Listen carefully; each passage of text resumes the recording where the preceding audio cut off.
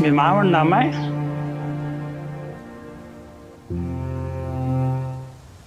మిత్తకి నీకేమన్నా గొడవ అయిందా? అవనే పెట్టుకుంది. మిత్తకి ఎన్నోసార్లు చెప్పా కోడలు కూడా బిడ్డ లాంటిదని. రెడ్డి గారు నాకు ఎన్నిసార్లు చెప్పారు నేనంత గాయాలదన్నా బెలేవాడనట్టుందిగా. ఈ నోటికి బజారంతా భయపడుతుంది.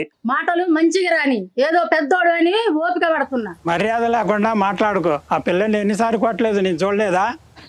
చాలా సార్లు నా మీదకి చేయెత్తింది. మా గడప ఎందుకు దక్కినావు? నీకేమన్నా బాకా? అవును, బాకీ ఉన్న బట్టుకే నీ కొంపకు వచ్చా. బాకీ ఎంత ఇచ్చినావు, ఎప్పుడు ఇచ్చినావు? ఉన్నాడా ఇంట్లో? రమ్మను, బాకీ ఉందో లేదో తెలుసుకుంటా. బాకీ ఎంత ఇచ్చినావు చెప్పు. చెప్తాగా, నువ్వు ఇస్తావా? నాకు అవసరం లేదు, ఇచ్చింది నువ్వు, తీసుకుంది ఆయన, మధ్యలో నాకెందుకు?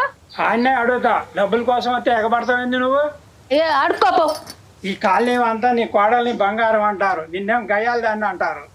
నీకు మంచి పేరుంది, ఈ ఇల్లు నీది, ఇంట్లో పోయి పని చేసుకోపో.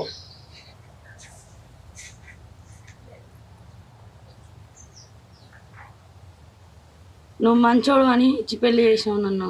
బంగారం మొత్తం తాకట్టు పెట్టి బాగా తాగుతుండు, పని చేయడం లేదు, నన్ను కొడుతుండు తిడుతుండు. ఇంకా పోను నాన్న నేను.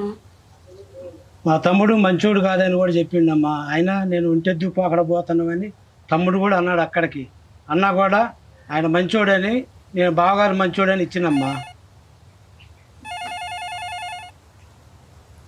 బావగారు ఎక్కడా? బాగలేదా? ఎట్లుంది? ఏ హాస్పిటల్? సర్లే బయలుదేరుతాను వాళ్ళే. అమ్మ అల్లుడు గారికి బాగలేదంట. అమ్మ పద అమ్మ, రామ్మా.